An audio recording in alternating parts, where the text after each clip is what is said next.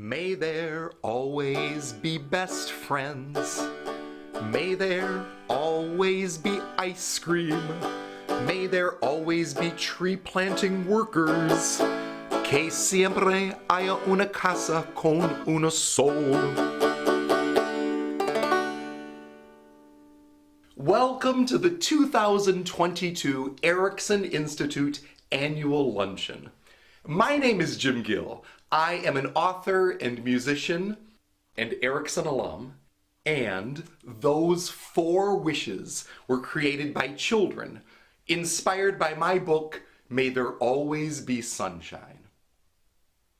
In recent years, I have been working with early childhood programs, libraries, and other organizations on projects based on my book that allow children to create pages for community video books filled with their very own May There Always Be wishes and their own illustrations.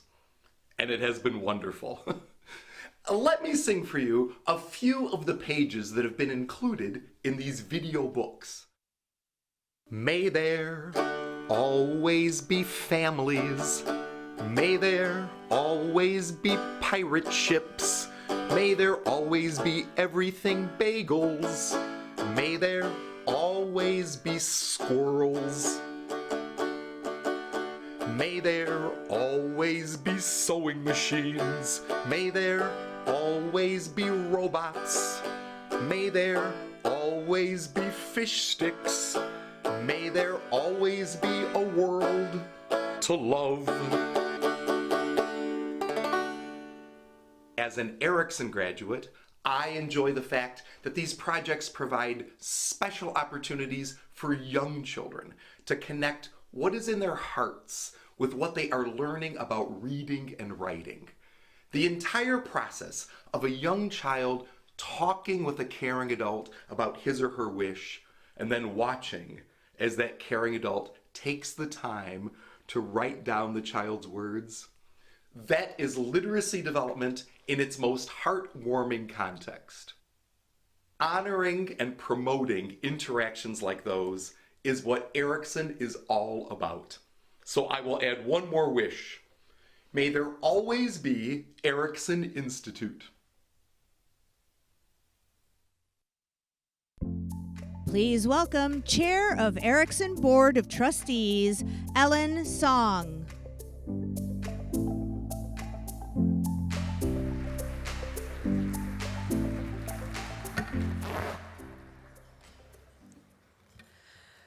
Good afternoon, and welcome to Erikson Institute's 2022 Annual Luncheon.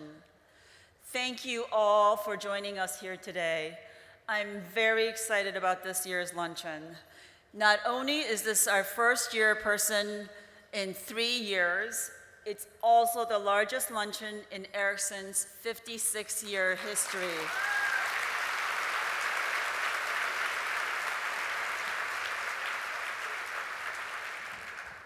We are thrilled to honor Cari Sacks with the Spirit of Erikson Award.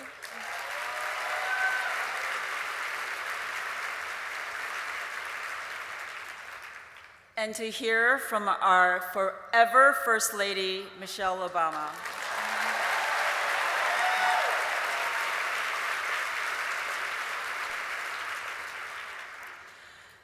As I look across the room, I see hundreds of longtime Erikson supporters and many new friends to our mission.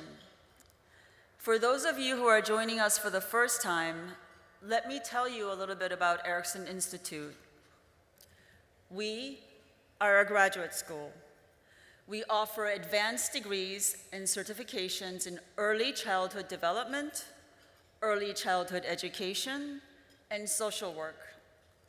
What sets Erikson apart is our exclusive focus on the youngest children, birth through age 8, because these early years are so critical to healthy development. In addition to our academic programs, Erikson's Center for Children and Families offers infant and early childhood mental health services at various locations in the city. We also have a team of experts who support the youngest children in the child welfare system across the state of Illinois. Erikson's policy work educates leaders and influences data-driven public policies and programs to improve the lives of children. And we conduct groundbreaking child development research to inform policy and community action. Our mission is children. We are here to educate, to inspire, to influence and create leadership that supports children, families, and communities so that all children may reach their full potential. The theme of this year's luncheon is justice for young children.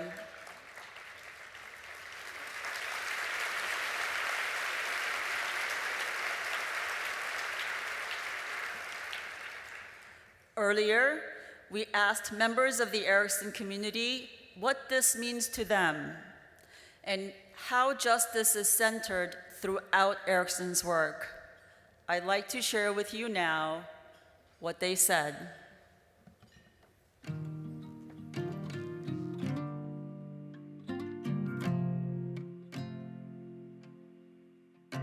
Justice for young children means to have the freedom to be themselves, to play, to really develop their own identity. Real justice for children is our North Star at Erikson. All children, regardless of the circumstances into which they were born, will have the opportunities to achieve all of their hopes and dreams. In a just world, children will be seen. In a just world, young children will have trusted adults that can support them. Justice for young children, to me, looks like fairness and the right to learn and grow without prejudice. Children will be meaningfully included in their school settings, regardless of language, ability, race, religion, or gender. Erikson's mission has always been to help all children achieve their full potential. To ensure that every child has the best start, the best development. I've never quite worked somewhere where people have felt so intensely about what they do, and yet also so intensely for one another. And I find that that often is the thing that is the most engaging and unifying aspect of the work here at Erikson. Erikson's clinical programs provide trauma-informed, relationship-based services to children and families. Mental health support is essential to a child's well-being because it's the foundation to their healthy development. Everything we do is focused on the young child. Erikson has always been known for having high-quality programs. As we move toward the future, we're working to prepare teachers who are ready to build on the strength of every child. We have a new academic program that I am very excited about.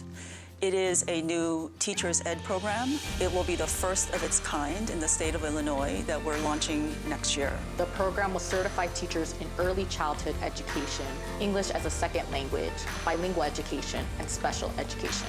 This program will increase justice because it will provide teachers with the foundation they need to be courageous and advocate so that all children's linguistic and cultural practices are included in classroom spaces. Students choose Erikson because they want to work either as a social worker or a teacher or as a child development professional with very young children. And so they come here because they know they're going to get that deep knowledge in child development. I chose to attend Erikson because I saw a lot of professionals out in the field doing amazing work with children and families, and they were very effective. At Erikson, we work with leaders and policymakers who have the opportunity to create change on a large scale. Erikson has played a role in my mayorship because it has opened my mind to all the possibilities as it relates to early childhood. Erikson taught me that all learning is rooted in relationships.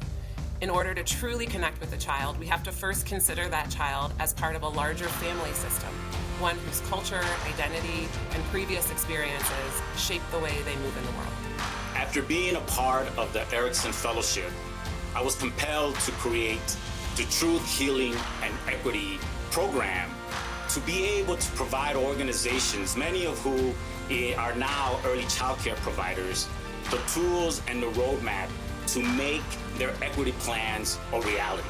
Graduates come out of Erikson realizing that they must and need to take a leadership role in the field. My dream for young children is Opportunity, Enjoyment. To be seen. Restoration. Belonging. Happiness. freedom.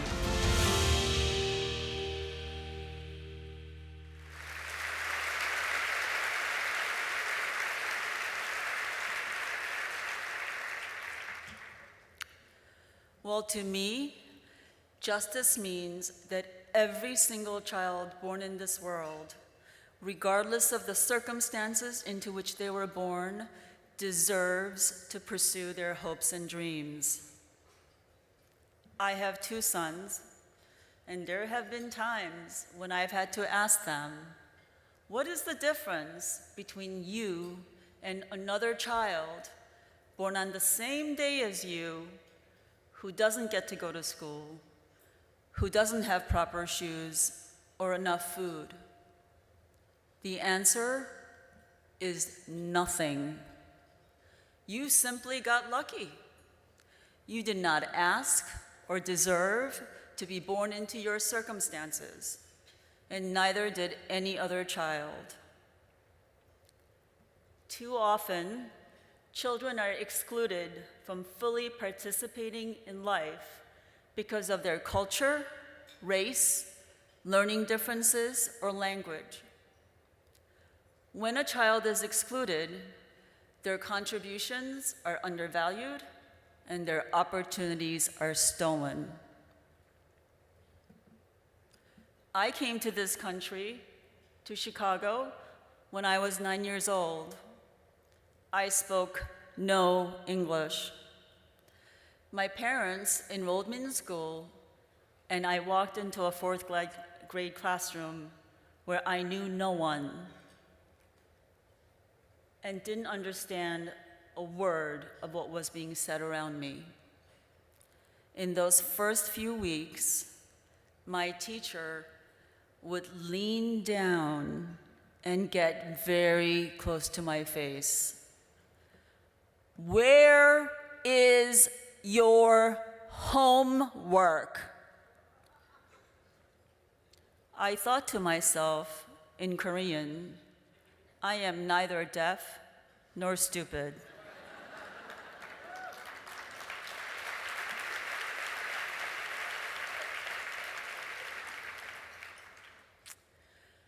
I was afraid in that classroom for a long time.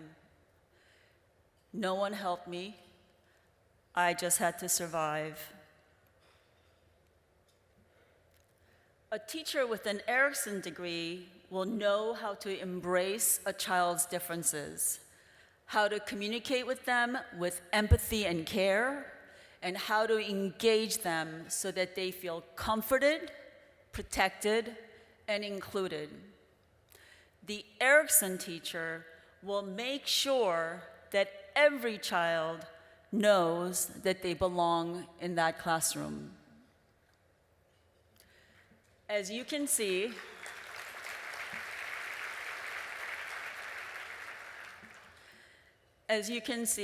I'm personally deeply devoted to the mission of Erikson, and I'm very excited about our future, which is helmed by our new president, Mariana Soto Manning.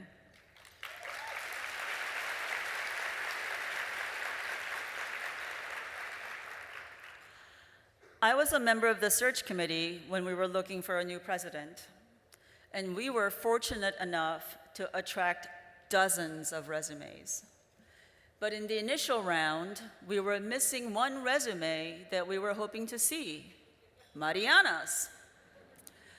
We had wanted her to apply because we were already quite impressed with her widely known credentials and reputation in the field. When we did not see her resume, we dispatched the chair of the search committee, who is also the vice chair of the board, and my partner in crime, Eric Edelstein, to recruit her. He worked his magic and convinced her to apply. When she came before the search committee, we knew she was the one. She presented herself so clearly as a visionary leader whose professional and personal life is guided by a very bright North Star, which happens to be the mission of Erikson. All children deserve to pursue their hopes and dreams. Under Mariana's leadership in the past year alone, Erikson has reimagined and updated our early childhood education degree, refreshed the entire curriculum with an inclusive, anti-racist lens, built a more vibrant study community with a new Dean of Students office, and launched a strategic plan that will ensure that Erikson will continue to pursue our mission for years to come. Mariana is a brilliant thinker, a consummate collaborator, and an inspirational strategist who is positioning Erikson to lead the field of early childhood. In short, she is a superstar.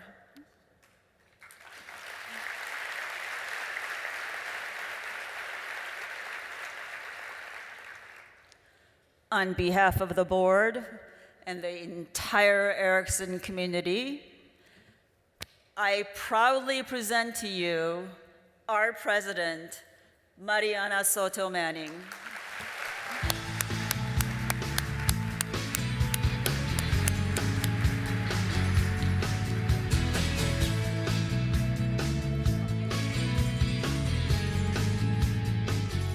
Thank you so very much for coming today. There are many people who have made this day possible. Erikson staff and faculty, thank you for your work, for your dedication. Diane and Tom, our Luncheon Committee co-chairs, thank you.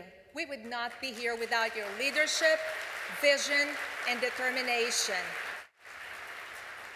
Cari, brilliant alumna and trustee extraordinaire, thank you for your unwavering commitment to my leadership, to Erikson, and to ensuring a better future for all young children. Ellen, thank you for welcoming us today, for your ongoing support, for the lovely introduction, and for the time and care that you dedicate to Erikson. Although this is your last year as chair of the board, I look forward to continuing to work with you as trustee. Now, Ellen shared a little about my background, but I want to share a little bit more, as it will allow you to know what grounds my commitment to justice. You see, when I was a child, I watched my grandmother, a domestic worker, have the word illiterate, analphabeta, stamped on her Brazilian ID.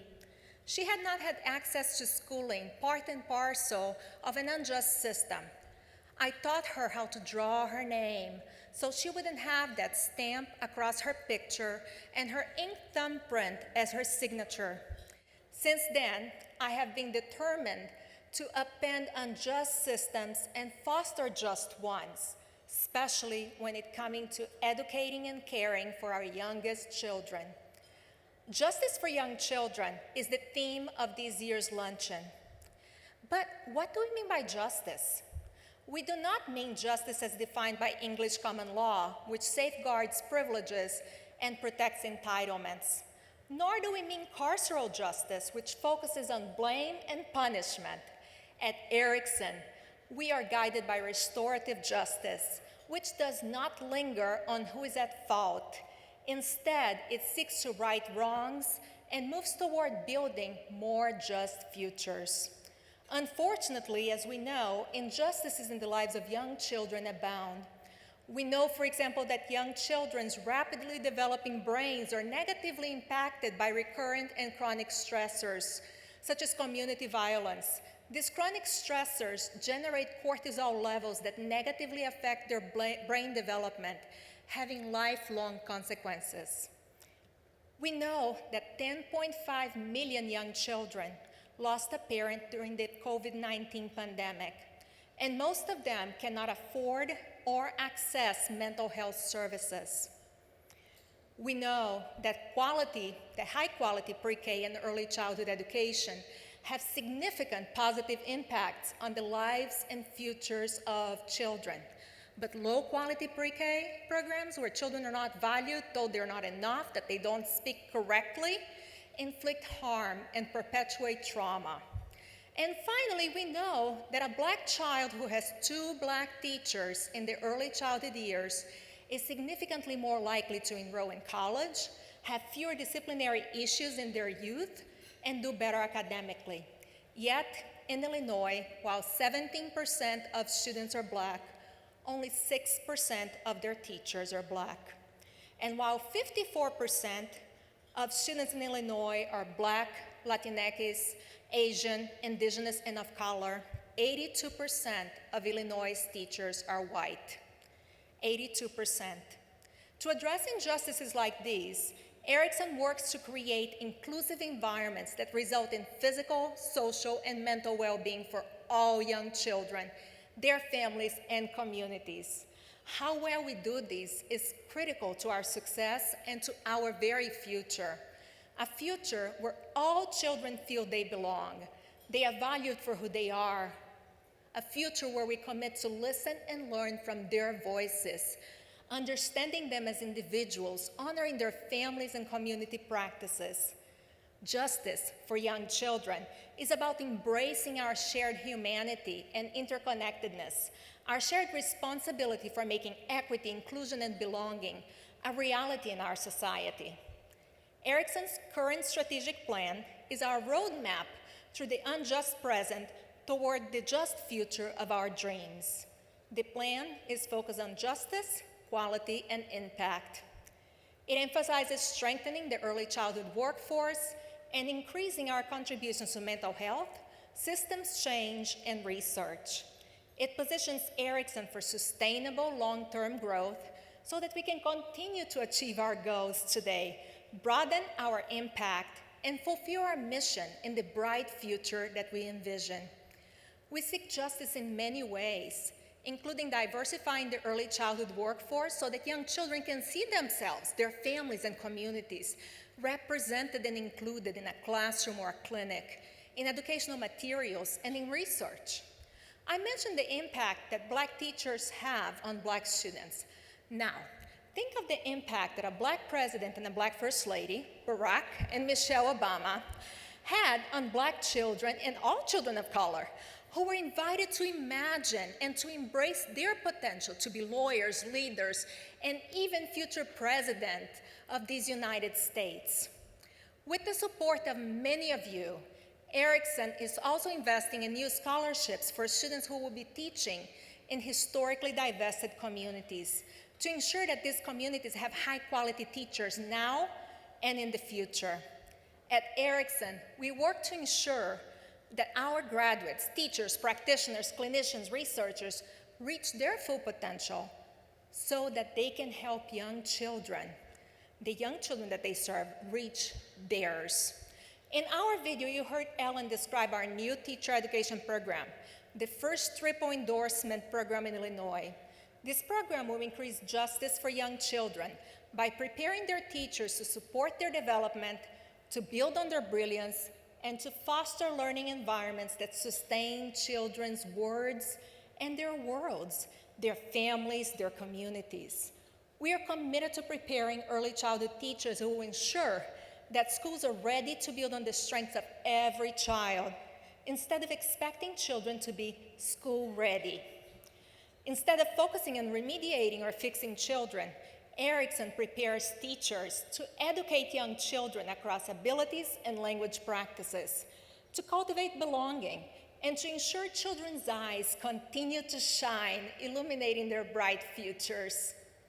This innovative program will be launched in 2023. It's truly exciting. We're also developing graduates' leadership ability to work with communities, to dismantle systemic barriers to quality programs and resources for children and families. This includes educating people about systemic racism and its effects on child development in policy, funding, and legislation. Erikson works to cultivate and sustain a just world that centers the voices of all young children, honors their gifts, and imagines with them a better future. It's a future that doesn't yet exist, but that Erikson believes is possible if we invest in young children and the professionals who support their development. I hope that each and every one of you will join us and invite others to do so in building a more just future for our young children. Only then will we be able to build a more just world for us all. Thank you.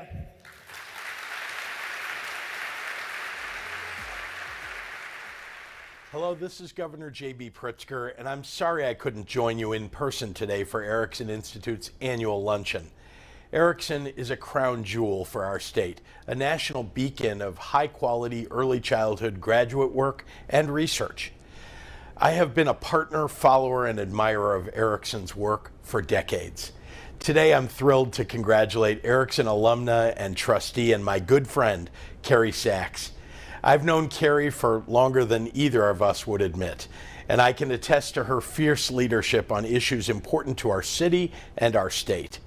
Cari, thank you for your commitment to justice and equity for young children and to investing in their long-term well-being.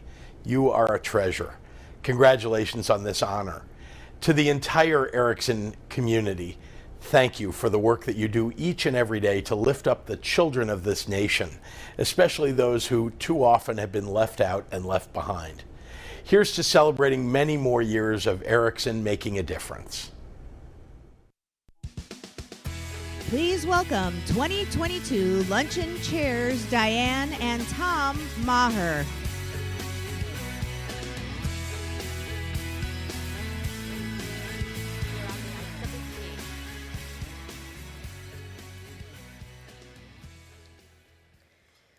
Welcome back to our program. We hope you enjoyed your lunch.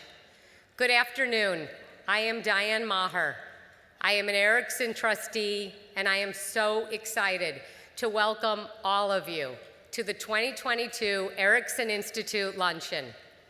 My husband, Tom, and I are longtime supporters of Erikson's mission, and we have had the privilege to serve as luncheon chairs this year. Tom, thank you for your support and your hard work.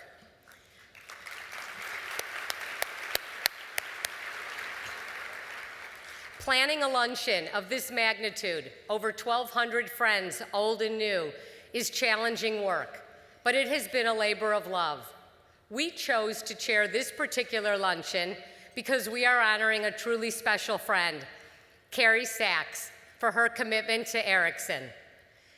Cari, you exemplify everything good and represent Erikson in such a positive way. I have had the privilege of watching you and Michael raise 3 wonderful children, and you are a mother who has made such a positive impact on your kids and so many others. I have also watched you live your life over the past 40 years in a meaningful way, and you are truly a remarkable woman. We are so happy to honor you today. We want to extend a heartfelt thanks to the team at Erikson who have worked with us for almost 3 years to reach today. Yes, 3 years.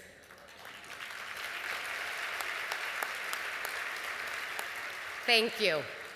We also want to thank Michael Sacks, a dear friend of mine since kindergarten, for his support and willingness to always be such a good friend to us and Erikson. You have a generous spirit, and we are grateful.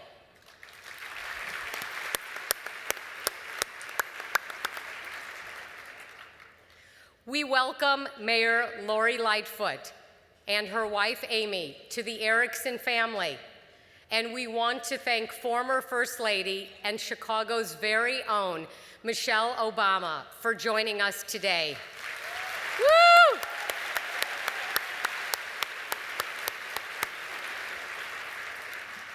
On your tables, there are children's books that have been donated from the Amy Krauss Rosenthal Foundation, Bernie's Book Bank, and the Book Stall. After the luncheon is over, 500 books will be donated to Genevieve Melody School, a CPS school in Garfield Park and a partner of Erikson.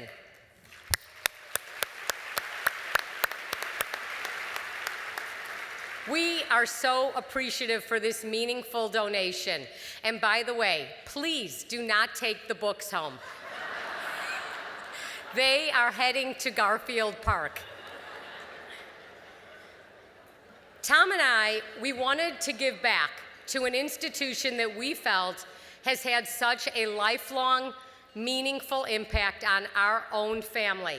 In addition to being supporters, luncheon chairs, and a trustee at Erikson, our family was a client of Erikson's Center for Children and Families for many, many years. In May 2009, I made a phone call that changed our lives. As parents, we always want what is best for our children. Tom and I were seeking support for our 7-year-old son. I asked Cari for advice, as I have done on so many occasions. And she mentioned that a Center for Children and Families had opened at Erikson a few months earlier. I spoke to Dr. Margaret Nichols, the director of the center. While I did not know her, I felt secure in reaching out to a center that was at the Erikson Institute. We are positive that calling the Center for Children and Families was one of the best things that we have ever done as parents. I can say with certainty that I am a better parent, and our son is the person he is today because of Margaret's support and guidance, and mostly because of his own choice to grow and develop in such a thoughtful and positive way. We will always be grateful to Margaret for her exceptional commitment to our family, and specifically to our son, Michael. Michael, we admire you and love you for being such a wonderful person. We are so glad that you and Margaret are here today. We know this is a relationship for life.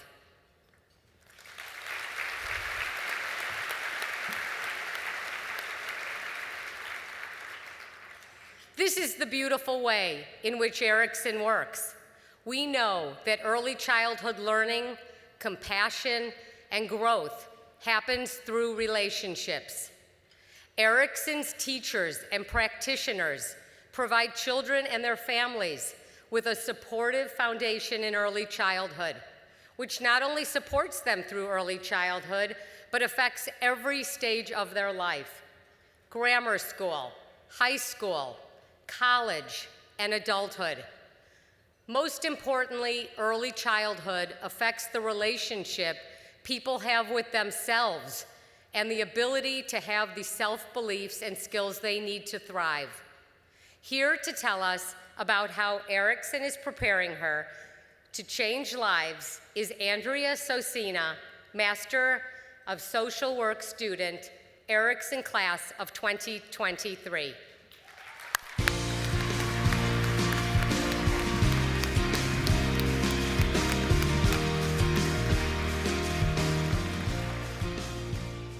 Hello, my name is Andrea Sosina. I am an Erikson student earning a Master of Social Work with the concentration of children, adolescents, and adults.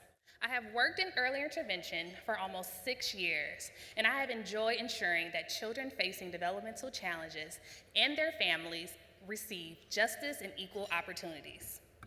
As well as early intervention, I have a background in mental health, applied behavior analyst, or ABA, and a 10-year volunteer history, most recently with Make-A-Wish, where I build relationships with families facing medical challenges and help guide them along their wish journey. I have always known that I would devote my career to changing systems to support all people equitably. Most of my professional and volunteer experiences have been as a case manager for families in need of support, but I never in a million years thought of myself as a social worker. In fact, I knew many social workers, and I thought I would choose a different path. At the time, I thought there were enough social workers. I graduated college with a degree in communication sciences and disorders, and I thought it would help people by pursuing a graduate degree in speech-language pathology. And yet today, I am a service coordinator for early intervention at Easter Seals, where I help connect families with services that help infants and toddlers living with special needs achieve cognitive, social, emotional, communicative, and physical development. I love the families I work with, and I take pride in this nurturing, supportive role. Working with children and families is my passion, and looking back, I believe social work has always been my calling. I also learned that there's not enough social workers to support all the children who need them. When I decided to follow my heart, I knew the next destination on my journey would be Erikson Institute. I chose to attend Erikson Institute because of their relation-based focus and their approach of knowledge, practice, and reflection. I know the Erikson philosophy of development will be invaluable in the work I do with families at Easter Seals and preparing me for a bright future, possibly in the hospital support setting. My current field placement is as a perinatal family support specialist at North Shore Evanston Hospital. I also appreciate the way Erikson combines excellent academic programming with reflective practice, promoting self-care, and building a small community of peers. Thanks to supporters like the people in this room, Erikson offers many financial assistance opportunities that make pursuing a graduate degree affordable and accessible for me. Erikson's reputation as a pioneer in the field of early childhood development is powerful. Erikson graduates are leaders in their fields, and they make lasting changes in the communities they serve. And frankly, I would not have wanted to earn my MSW anywhere else. My journey at Erikson feels like it has come full circle from my job experiences, field placements, and volunteer work. Erikson has influenced my becoming a phenomenal student and social work professional. I may not know exactly where this role will lead after I graduate, but I plan on applying my knowledge, building relationships, and shining my light wherever I go. Thank you.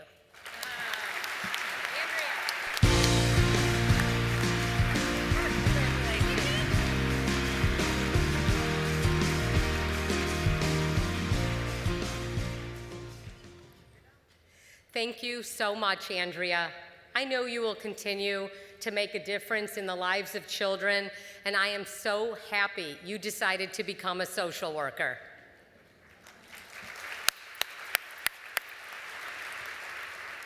Tom and I felt that by serving as chairs for this luncheon, we could make a difference for Erikson. Chicago is a vibrant city with a generous philanthropic community. When we asked you for support, you responded because you understand that the difference that Erikson can make in a young child's life. You wanted to support Cari and us, and of course, listen to Michelle Obama.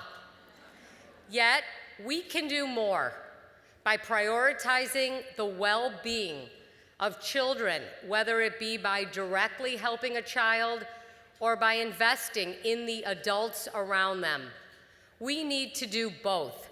We will see that healthy, happy children make for a healthier, happier world. On your table, on the screen, and the back of your program is a QR code.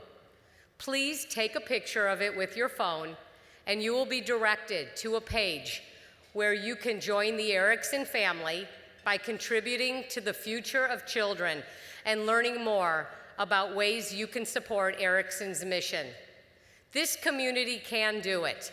Your contribution will help Erikson prepare future graduates like Andrea to build relationships with children, their families, and their communities to create a more just world for children. We never know when we will need support for our children and our grandchildren and the children of friends and colleagues. Erikson Institute and the Center for Children and Families is a valuable resource, and we are so fortunate that it is located in Chicago. Our wish is for every child to have a strong foundation, to grow and thrive. For me, being a parent has been the greatest privilege in my life. Tom and I are so grateful to all of you for joining today, and thank you from the bottom of our hearts for your generosity and support.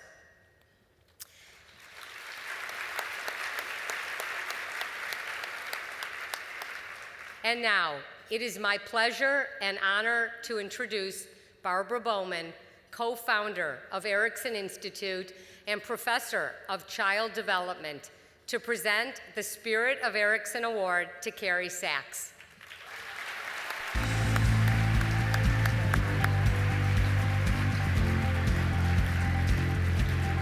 Thank you so much. You know, when we began our Erikson Institute in 1965, our vision was to create an organization that was passionate about the care and education of young children. The Spirit of Erikson Award was designed to recognize the individuals or the organizations with a deep and lasting commitment to this goal. The advocates who selflessly devote their time and energy to the well-being of others. Our honoree today meets this criterion and much more. I met Cari when she was enrolled in the master's degree program more than 30 years ago. I look it, she doesn't. She was an earnest and hardworking student who came back to Erikson several years after she finished to do an internship in the public schools, which I supervised. What was evident then was that Cari was a serious professional concerned about the education of young children. What I didn't know then was how far Cari's early professional engagement would take her. From work with a classroom of children, Cari's interests and talents have bloomed significantly. Her concerns now include public and private programs for children and families, not only in a school, but in our city, state, and nation. Her activities have been twofold. As an Erikson trustee since 2002, Cari has served on several board committees and chaired wonderful fundraising galas. She most recently served on the Presidential Search Committee, working tirelessly to select new leadership during the challenges caused by the pandemic. In addition, in partnership with her husband, Michael, Cari has spearheaded philanthropic efforts to improve the lives of children and families in a variety of different ways. At Erikson, this has included helping found Erikson Center for Children and Families in Chicago's Little Village community. Cari also works with organizations with larger missions, for instance, Planned Parenthood of Illinois and the Food Allergy Research and Educational Foundation. She and Michael have also endowed scholarship at Northwestern University and at Erikson. We're deeply grateful to the Sacks and to their family and friends, many of whom are here today, for your support of Cari's work. There are many ways to warrant receiving the Spirit of Erikson Award. It requires, however, a continuing commitment to children and families. Cari truly excels in this. Cari, it is my intense pleasure and honor to present to you the Spirit of Erikson Award. I am a member of the Erikson Board of Trustees for 20 years. I became involved with Erikson actually as a student when I was in my mid-20s. Cari understood very well the importance of education, particularly for low-income children and children who were in schools that were very often inferior. We both started at Erikson at about the same time. She was here because she wanted to be here. She was organized. She was determined to do well, very bright. Without question, Cari's Erikson education helped her to be a great mom and to help so many of our friends with their kids over time. When you go to school at Erikson, It is an education that is really not just about how to be the best teacher. It is an education in humanity, and it's an education in what it is that we all have in common and what it takes to make change. I first met Cari when I joined the Board of Trustees about 15 years ago, and from the first time I sat with her in a board meeting, it was clear the passion and the energy and the vision she had for Erikson.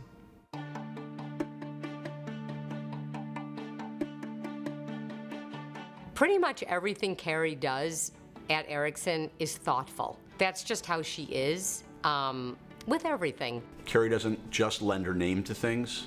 When she agrees to get involved with something, she really likes to work on it. Her commitment to Erikson and our family's commitment to Erikson is unwavering. Cari is 100% authentic Cari, and that's what makes her so great. She's smart, she's loyal, she tells you exactly what she thinks, and I think that is what a true friend is. She's always looking toward what could be better, what could be more just, what could be more equitable. She is very deeply committed to Chicago public schools, to divested communities, and to making sure that the future is better than the present. Erikson is important because we need to prepare every generation of children the very best we can so that our world can do better. Cari, I want to congratulate you on receiving the Spirit of Erikson Award today. It's so meaningful to me to be able to recognize you for all of the work you've done. You're fabulous. I know you can do many, many other things, but you have really been a terrific advocate for Erikson. Cari, there's nobody who deserves this honor more than you. It's a long time coming. You are a force. You are Erikson, and it's an honor to know you and serve with you. Cari, keep it up. I'm really grateful to have you on our board. Erikson's better because of you. You truly make the world a better place, and you are so worthy of this award. I can't imagine anything that Cari can't do. She's circumspect. Committed. She is always striving for greatness. She's strong-willed. She gives 100%. She's passionate, she's fun, and she engages.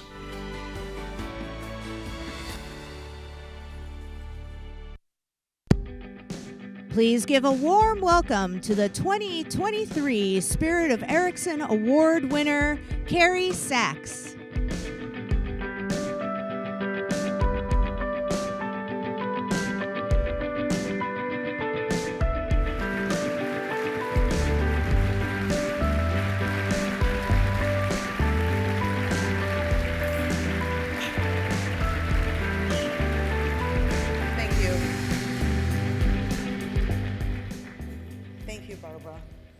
And thank you to the entire Erikson community for this honor. It was truly a privilege to be a student at Erikson 33 years ago, and it remains a privilege to be on the Board of Trustees today and for the past 20 years. I want to thank, of course, my wonderful friends, Tom and Diane Maher, for working so incredibly hard to make this luncheon so successful. They have exceeded every goal we ever set for ourselves, so thank you from the bottom of my heart for that. And of course, thank all of you for being here today, but I have a feeling that I am not the reason that the room is so full. And that's okay. 34 years ago, it was my husband and partner Michael who actually found Erikson for me through his association with the late, great Ed Neiser. I was looking for a graduate school, and Ed was involved with Erikson. It's not lost on me that everything in my life that I have ever really cared deeply about, Michael has also made it his business to care deeply about and champion any of those things. I think that that's an extraordinary partnership, and particularly because mostly everything that I have cared about involves the life of women and children. So if I don't say it enough, Michael, thank you. I love you. You are a good backstop and a great agent.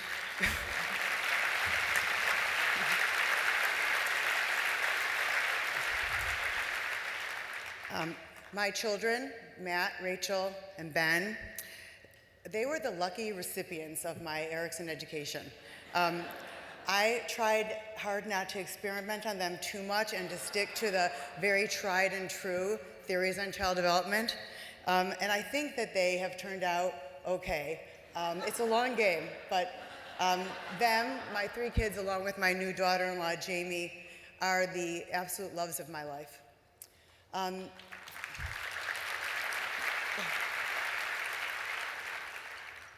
For me, Erikson encompasses my most deeply held core belief that every child born in this world, no matter where or to whom, deserves opportunity, safety, and love, and most importantly, the foundation that early education affords them. Education will always remain to be the great equalizer in our society. It answers so many questions that plague our society, and it is how we change the world. And it is a fact that when children do better, we all do better. So again, thank you very much for this award. All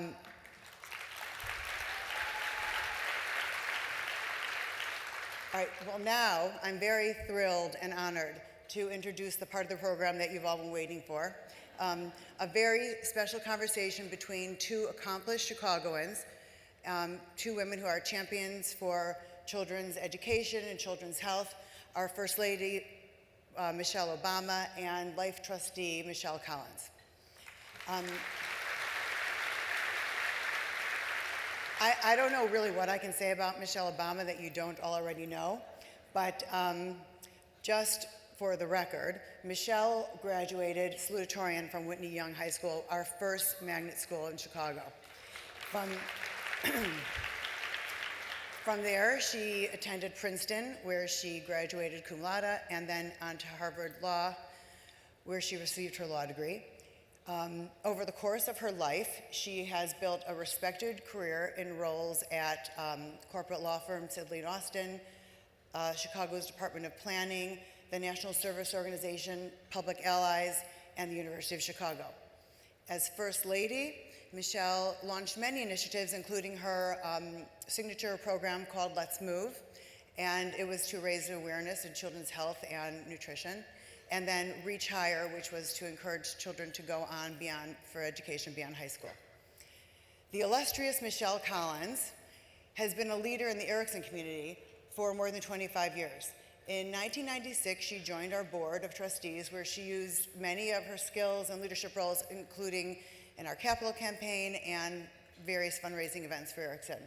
Michelle served as our board chair from 2014 to 2017 and was honored with the Spirit of Erikson Award in 2018 for her passion and her tireless commitment to building a brighter future for all children. Today, Michelle continues her support as a life trustee of Erikson. I have been incredibly fortunate to have the opportunity to get to know both of these women over the past 2 decades. Michelle Obama and Michelle Collins are both deeply passionate about creating a bright future for all children, and they continue to work very hard to make that vision a reality. So please join me in welcoming 2 hometown forces of nature, Michelle and Michelle.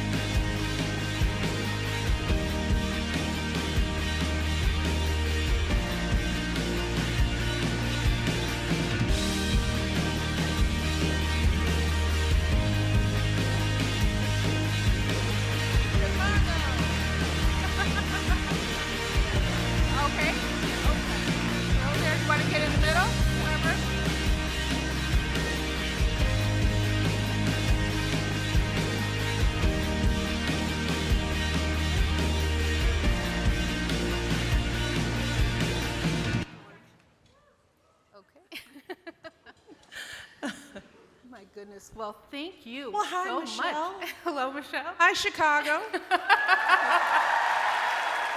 my goodness. Well, as you know, we are delighted to have you here today and with all of our friends at Erikson and the entire Chicago community.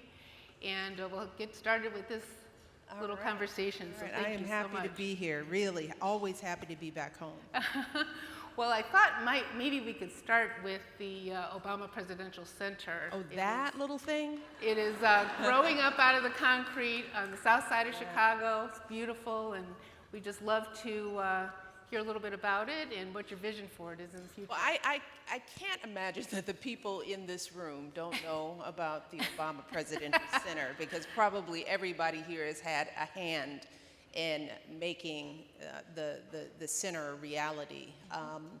But it is amazing. I was in Chicago last week and had a chance to drive around the site. I try to do it every time I'm home. And it is breathtaking to see that building, which was a concept after 8 years in the White House, to see the legacy of the Obama administration coming out of the ground on the south side of Chicago. You all know that the location of that foundation means everything to us, because it will be one of the most impactful economic development projects on the south side, our home community, and the resources are needed. So we are working hard, even before the doors open, still working on the Obama Fellows, the work we're doing with our fellows, still working to help train and promote that next generation of leaders, not just in Chicago, but around the world. Just had an amazing event last week in Chicago where we launched a new initiative through My Girls Opportunity Alliance. We are working in collaboration with the Clooney Foundation and the Gates Foundation to work to end child marriage. So our work in girls' education globally continues. But more importantly, the foundation, we want it to be a resource for the folks in our backyard. We are developing partnerships in schools and with agencies all around the city, and anyone here who is representing one of those agencies or schools, I want to thank you for your willingness to work with us. We are excited to be a real force in our neighborhood. That's one of the reasons why we wanted to be on the south side of Chicago. We want this center to be an international draw. We want it to be a place where young people on the south side of Chicago feel seen, they feel valued. We hope to have fabulous art as well as wonderful architecture as a product of the south side. There wasn't something like this for us. We've always had the Museum of Science and Industry, which has been a wonderful partner, but to have another cultural institution that will draw people from around the world will make all the difference for the people of the south side of Chicago. So we are just humbled to be able to implement this work here in our hometown. That's fantastic. Well, as a South Sider, I have to tell you, I can't wait to see it get to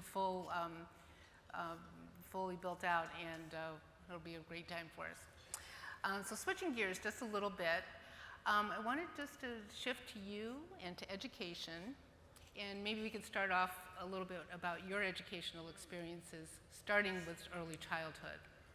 Well, that's a long story, long answer. My early childhood education started with somebody that I have to acknowledge who is sitting here among us all, who is Marion Robinson, my mother, and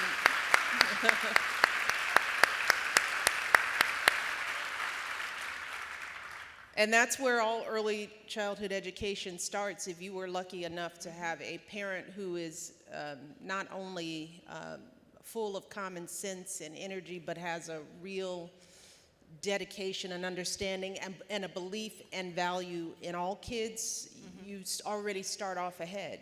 And what I tell parents is that what you need to be a good parent has nothing to do with legacy or resources, because we had none of that. We were a working class family. My parents didn't go to college. They didn't get the access to the resources of the Erikson Institute. But what my mother gave me from an early start was that she saw me. She saw me as a child. She valued my voice, she and my father, from a very early age. She believed in our ability. She raised us to be independent. She was a fierce advocate without being a helicopter mom, which I will stop there because I know we have a room full of helicopter people in this room, and I can tell you that do less and your kids will do more. Oh my gosh, that's right.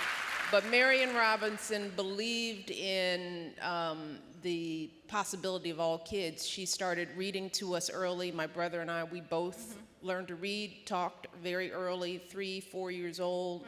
The work started at home. So I, because of the parents I had, I came to school ready.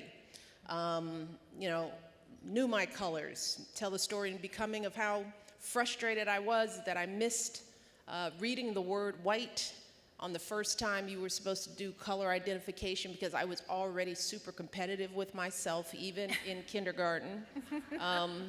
My mother didn't stand in the way of that, but she also didn't, you know, she tried to chill that out a little bit as well.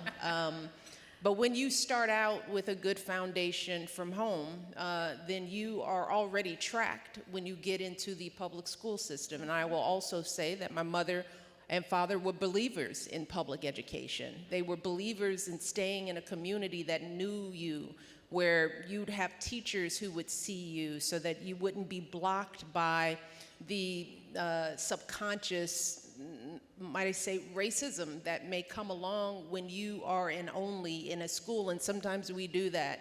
We trade out putting our kid in a better system, especially for kids of color, and sometimes you're dealing with a whole nother set of issues. My mother was a fierce believer that we stay on the South Side, we stay in the community that we know, so that we were ensured that we'd have teachers that could see us and wouldn't set our bars low. Because that too also happened to me.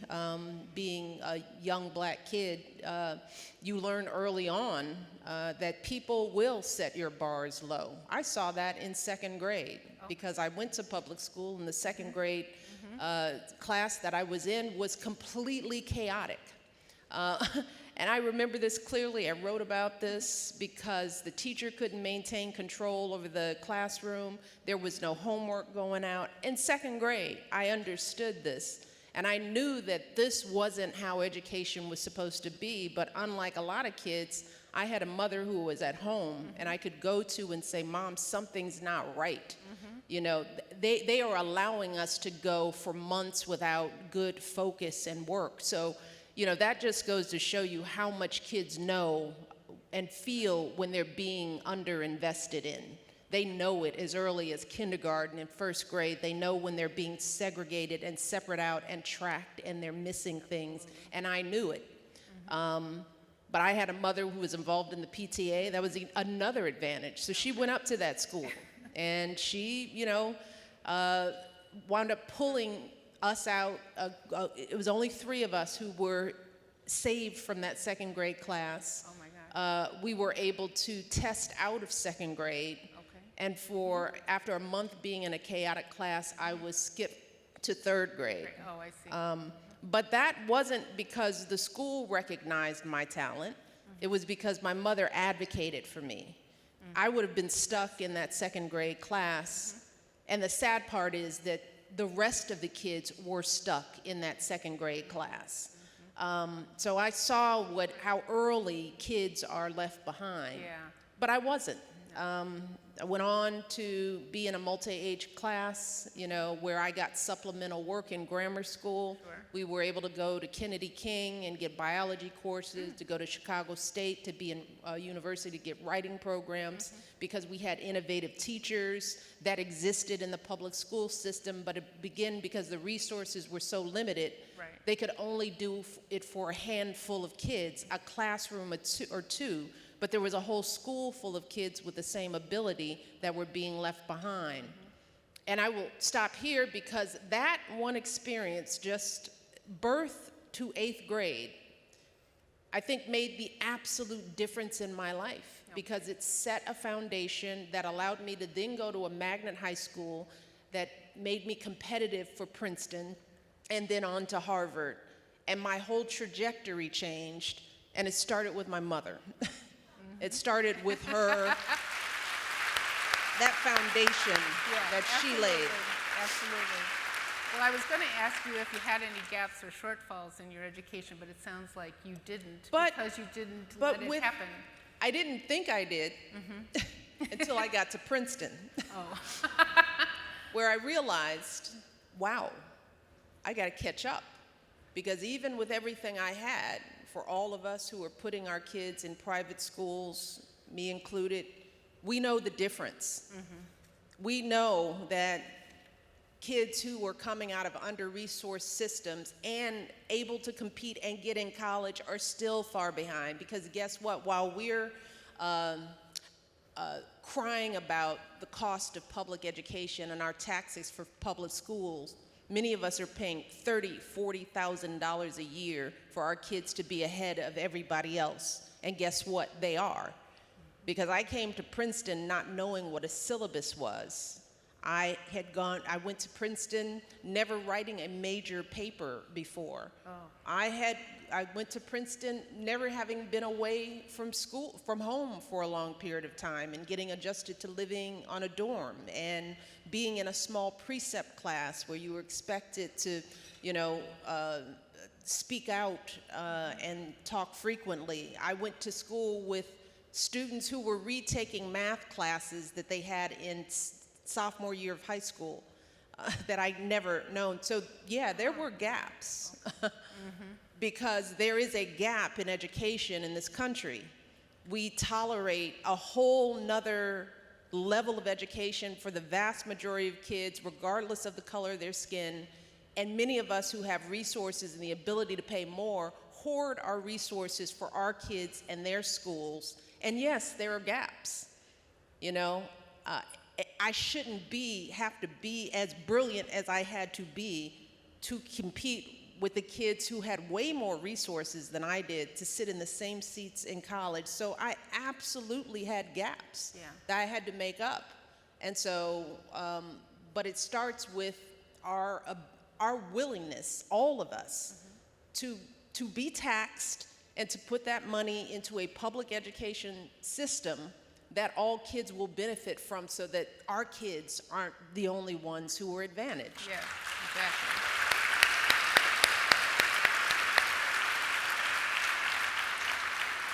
So with all your experiences, how did that influence the decisions you made for early childhood experiences for your kids? Well, my kids had advantages. They had me. They had their grandmother. They did. I knew what 2 black girls in America needed. And they needed an edge. And they needed to, we were very intentional about our parenting. We talked to our kids early. It starts early. Lots of reading, lots of singing, lots of FaceTime, lots of floor time. I readjusted my entire life as a professional. I didn't get off the track, but my kids became my priority. I took my foot off the pedal as my husband, as you all know, put his foot on the gas. But we knew that both of us couldn't be as alert as we needed to be and watchful over our kids' education, because even though our kids went to lab school, that's no guarantee that the people there are going to be taking care and watching them and making sure that they're getting what they need. I took lesser pay, I left jobs, I went part-time, tried to hold back. And I want to thank everybody here, from Susan Scher to John Levy, to everybody who helped me parent my kids and value parenting my kids as a working mother. But it started with me and Barack saying that we have to watch our kids' education and development, and sometimes that meant that we had to change our trajectory. So that was a big sort of teaching that I got, that I had to be able to, I couldn't assume that lab school was just gonna take care of my kids, that we write the check and they would be fine. Right. There still requires a vigilance on the part of the parent to help your kids sort through the highs and lows, the doubters, the little hits that they're gonna take from teachers and folks alike when they're trying to become who they can be. That's right. And I wanted to be there for my kids, to know their teachers, to know their friends, to look people in the eye when I knew somebody was messing with my kid, to hold them accountable, to know that my kids had people watching them, Right. you know, and watching over them, because things are different for kids when they know when somebody knows, a teacher knows that they've got somebody watching. That's right. And holding them accountable, and I wanted to be that for my girls. Yes. Well, family is everything for young children. Absolutely. So I'm going to switch to the theme of today's event, which is justice for young children and families. And I'd like to ask you, what does a just world for young children look like to you? Well, I think I just went off briefly on that point earlier, so forgive me. Okay. That's a big question. Justice for kids means that we value them when they're out of the womb and not just when they're in the womb.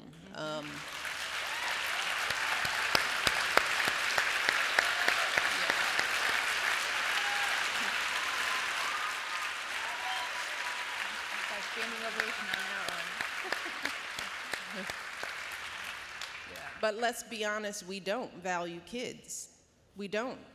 We don't invest in them. We don't pay teachers enough. We don't value social workers. We don't want to be bothered with that. And I know there are a lot of investment bankers in the room, but teachers shouldn't be making less than y'all. I'm sorry. In societies that value kids, and that goes for lawyers and politicians and me. I don't want to pick on investment bankers because I know you all feel picked on. Sorry.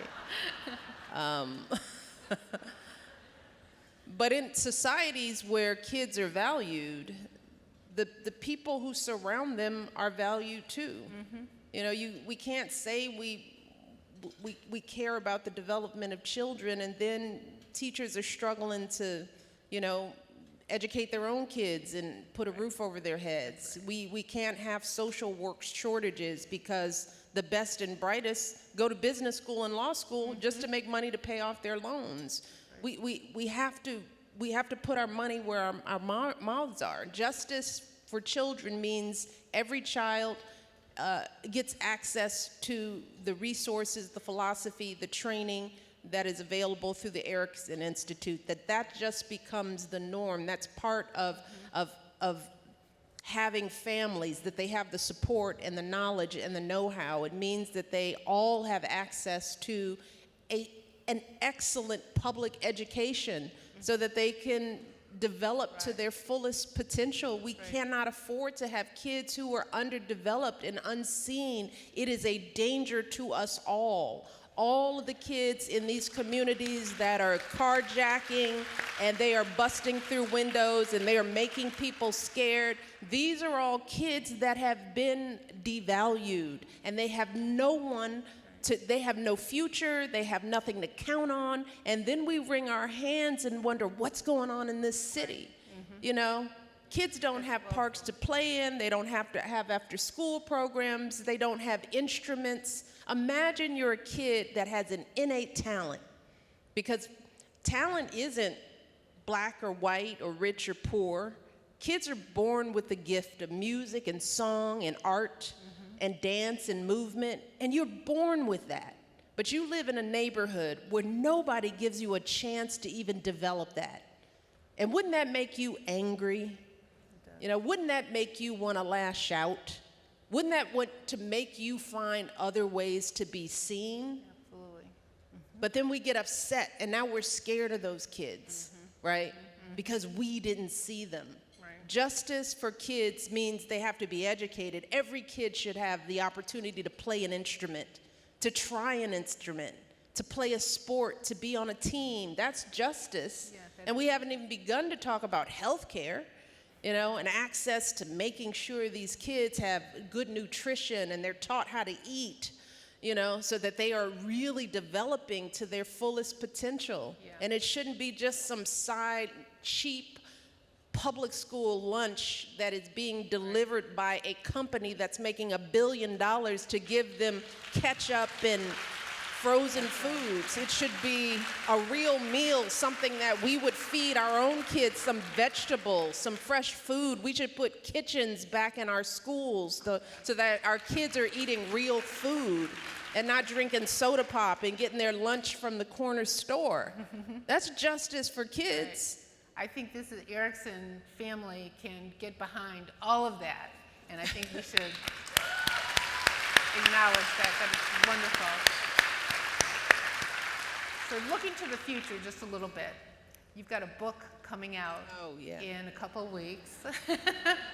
The Light We Carry, Overcoming in Uncertain Times is the title, I understand, and we would love to know just a little bit about it. Just give us a snitch on it. Well, the book is a product of the churning in my mind that is probably very much like what everybody went through over those early months of COVID and quarantine, the kind of spinning that we were all going through when we were stuck at home, watching our country, the world, seem to disintegrate before our very eyes, and wondering, how did we get here? How do we get out? Because for me, at that point in time, I was finding it hard to find hope. But I was still getting questions and letters from young people in particular of, how do you find your voice? How do you overcome fear? How do you, how are you seen in a time when it feels like young people have a hard time being seen? These questions were coming at me left and right, and I thought, well, before I can answer anything for them, I have to figure this out for myself. And so the book is what resulted from that process for me. It's just basically a sharing of the tools that I use to get myself through. How do I decode fear so that it doesn't allow me to be stuck? I talk about the parenting that has worked for me. I have a chapter on the many philosophies of Marian Robinson that have gotten me through. I talk about the importance of friendship and how, as the First Lady of the United States, I still had to find a way to keep my kitchen table open and invite new voices in. But how do you make friends when you're the First Lady of the United States? My theory is, if I can do it, you can too. So it's sort of a soup pot full of stories. It's still, grounded in the same storytelling approach that I used in Becoming, because lessons, I believe, are learned better through stories rather than finger wagging and pointing. So there's just a lot more of my life that I uncover in this process. That's wonderful. Well, we're looking forward to reading it, all of us. So thank you for sharing that. And we have one more question, just one more. But I want to say, before I ask that question, thank you for sharing this conversation. We are just so happy that you are here. And so my one last question is, what is your biggest hope for young children? In one word. Oh, one word. One word. Shell. That's just wrong. You've noticed that I don't do anything quickly when it comes to talking. Well, you can use 2 or 3 if you want. Thank you. But first, I want to congratulate Cari Sacks on her amazing work. I want to just thank her, Michael, her family. Thank you. You guys have been great supporters of us, and I'm just thrilled to be able to be here to celebrate you today. And I would be remiss without recognizing the one woman in this room who manages to make a room full of overachievers look like slackers. And that is my dear, dear friend, another mother in my life, Barbara Bowman.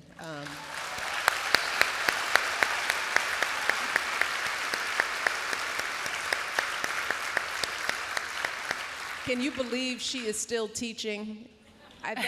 Barbara, you're crazy. Only Barbara. Let me just say, please just sit down because you're making us all look bad. And I'm not going to be doing that at 94. I'm just not. I'm going to be in a rocker on Martha's Vineyard, saying a lot of crazy stuff that my kids are not going to want anybody to hear. They're not going to want me up at a podium talking. But she is amazing, and everything that the Erikson Institution is a result of the smarts and dedication and passion of Barbara Bowman. She is the wind beneath so many of our wings, and I'm honored to be here for her as well. We all bow down to Barbara. We bow down. So a few words on the hopes of kids. You know, I think I said it. My hope, and it's for us, I hope for us as human beings, we begin to really understand how precious our children are. They are our greatest gift. They should be our greatest investment. And all kids, not just the ones we know and love, but, you know, to be First Lady of the United States, you cannot just love your kids. You can't just love the kids who come from the parents who voted for your husband. You can't just like the kids in your city, in your country. As First Lady, I got to travel the world, and I've gotten to see kids at all levels, all languages, all cultures, and they are amazing. They are just amazing. They all come here with a flame, this thing in them, and we can either fuel it up or snuff it out. And too many of us grown-ups do not take that responsibility seriously. We do not think critically about every interaction that we have with every child, because it absolutely matters. They can be great, or they can be breaking into your house. They all have the potential to be amazing. Absolutely. But we have to invest. We have to invest in every child like we would in our own, and that's my wish, that's my hope. Beautiful, just beautiful. The kids are our future, so. Well, Michelle, thank you so much for being here. I hope to see you on the tennis court one day. I'll be there. Thank you so If much. I don't take up pickleball. All right, thank you everyone.